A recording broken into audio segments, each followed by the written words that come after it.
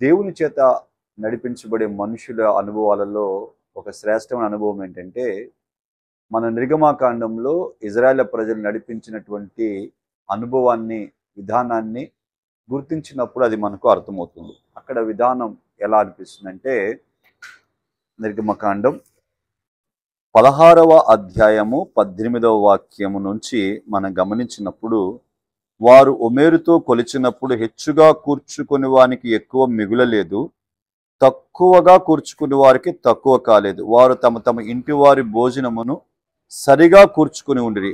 మరియు మోషే, దీనిలో ఏమీ ఉదయం వరకు మిగిల్చుకొనకూడదని వారితో చెప్పాను. అయితే వారు మోషే మాట వెనుక కొందరు ఉదయం వరకు దానిలో కొంచెం మిగిల్చుకొనగా అది పురుగులు పట్టి కంపు కొట్టెను. ఇక్కడ రాయబడిన వాక్య భాగంలో వీరు దేవుని ఆత్మ చేత నడిపించబడుతున్న మనుషులుగా ప్రజలు కనిపిస్తుంది. ఈ దేవుని ఆత్మ చేత నడిపించబడుతున్న ఈ మనుషుల్లో కనిపించే ఒక శ్రేష్టమైన వైఖరి, లేక దేవుడు నడిపిస్తున్న విధానం ఏంటంటే, వారికి కావలసినవన్నీ సమకూరుస్తున్నాడు. ఇది మీకు ఈ రోజుకు సరిపోతుంది, రేపటి వరకు మాత్రం మీరు ఎవరు ఉంచుకోవద్దు. ఈ రోజు కావలసింది మీకు నేను ఇస్తాను, రేపు కావలసింది కూడా నేను ఇస్తాను. మీరేం చేయాలి? రేపు గురించి ఈరోజే ఆలోచించి ఆందోళన పడి కలవరపడి ముందుగానే దాన్ని సమకూర్చుకుని మీరు దాని విషయమై మీరే ప్రయత్నం కనుక ప్రారంభించేసినట్టయితే, నేను వద్దని చెప్పినా మీరు చేసిన తప్పు కాబట్టి అది మీకు ఏం చేస్తుంది? కంపు కొడుతుంది, అది చెడిపోతుంది అని.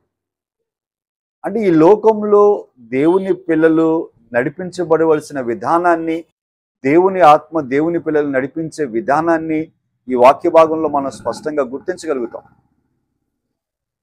ఈ లోకంలో మనం ఈ ఉన్నంతకాలం మనకు కావలసినవన్నీ ప్రభు యొద్ద నుంచి పొందుకుంటాం, ప్రభు మనకిస్తాడు. మరి మనకు కావలసిన ప్రయత్నం ఏంటి? మనం చేయవలసింది ఏంటంటే, మనం కానాను చేరడం ఎలాగో అనే దాని మీద మన మనసు. ఈ లోకంలో మితంగా చేస్తుంటాడు, పరలోక విషయంలోనేమో దాహం కలిగి జీవించేలా చేస్తాడు. చాలా మందికి ఈ లోక విషయం దాహం ఉంటుంది, పరలోక విషయం ఏమో మితంగా ఉంటారు. ఇంకెంత చాలే భక్తి, ఇంకెలా ఉందాంలే, ఇలా జీవిస్తే చాలే దేవుని కొరకు అనుకుంటారు. పరలోక విషయంలో ఇలాంటి రూల్స్ పెట్టుకొని లోక విషయంలో అయితే ఇంకా మనం దేవుని నడిపింపు కాదు. ఈరోజు నా ఆత్మీయులు అనే వాళ్ళు చాలా మంది రివర్స్గా బ్రతుకుతున్నారు. కాబట్టి ఈ రాత్రి దేవుని ఆత్మచేత ఎందరూ నడిపించబడతారో వారందరూ దేవుని కుమారులు కుమార్తెలు. అలా నడిపించబడే అనుభవాలలో మనము మన పరిచర్యలు నిలిచి నడిపించబడును గాక. ప్రార్థన చేసుకుందాం.